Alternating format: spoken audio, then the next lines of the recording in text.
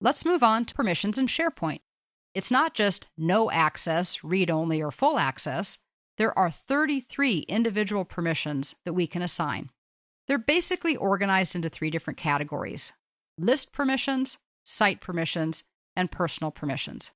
We go over these in detail in the admin sections because admins are the ones that actually work with permissions.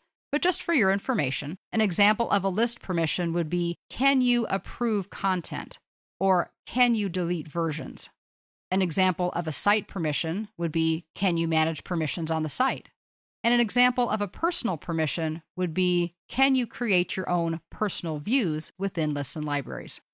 So there's 33 of these individual permissions, kind of organized into 3 different groups or categories. These individual permissions can be configured into something called a permission level. SharePoint comes with them. Users, owners, and visitors are the defaults. Others can also be created by admins who have permissions to work with permissions. The permission levels are what are applied to the SharePoint groups. Now, the last bit or piece that we need to talk about is something called a securable object. Now, think about it here. We have groups of people, we have permission levels, and now we have the objects that can be secured in SharePoint. Groups and their associated permissions are applied to various different elements in SharePoint, and they can really be any one of the elements: a top-level site, a sub-site, lists and libraries. You can apply them to folders in lists and libraries, or even to individual items, although we don't recommend that because, again, that's kind of micromanaging. But any one of the objects in SharePoint technically can have permissions applied to them. Permissions are inherited, so any content below a certain level inherits the permissions of the level above it. A very simple example is, if I said at my top-level site, everybody in my organization had full control, then everybody in the organization would have full control from the top-level site through all of its subsites, all of its lists and libraries, all of the folders in those lists and libraries, all the way down to all of the individual items in those lists and libraries. The permission that's applied at the very top would filter all the way down. That is, unless you break permissions. Let's say that the opposite is true, that I've completely tightened down my site, that at the top level, people only have read permissions. Well, that would be true then for the top-level site and maybe down through a subsite. But maybe when we get to a list or library, I say, you know what? I think everybody in the company should have full permissions there. I can break the inheritance at that point, and then everything from that list and library down, which means in the list and library, would have the new permissions. So it really works very well. Just think of it as flowing from the top down, and it will continue to be inherited unless you break it and do something different. So who can break permissions or who can change them?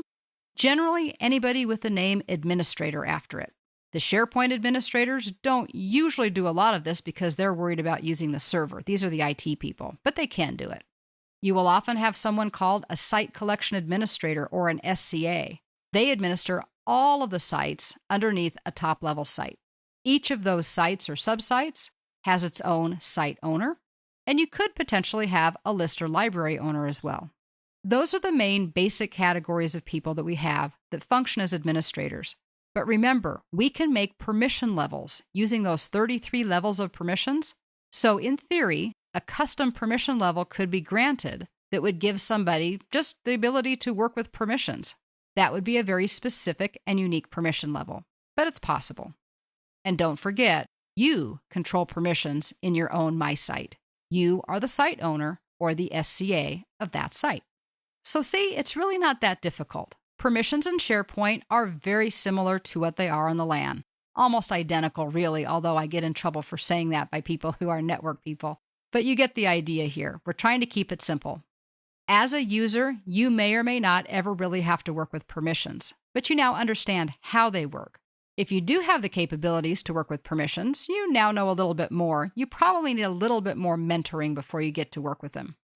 But what you now know is that permissions are an important part of SharePoint because information needs to be secured for internal and external purposes.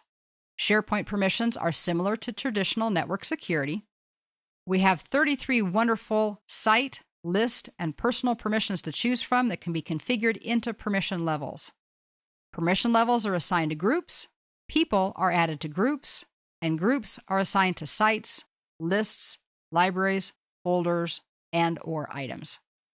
Permissions are inherited through the SharePoint structure until inheritance is broken, and if it's broken and changed in some way, the new permissions are then inherited from that point down. Permissions can only be changed by administrators or people who have been given permissions to work with permissions. And don't forget one of my favorite sayings in SharePoint: if you can't see it, you're either in the wrong place or you don't have permissions to see it. And then you know how to address the issue.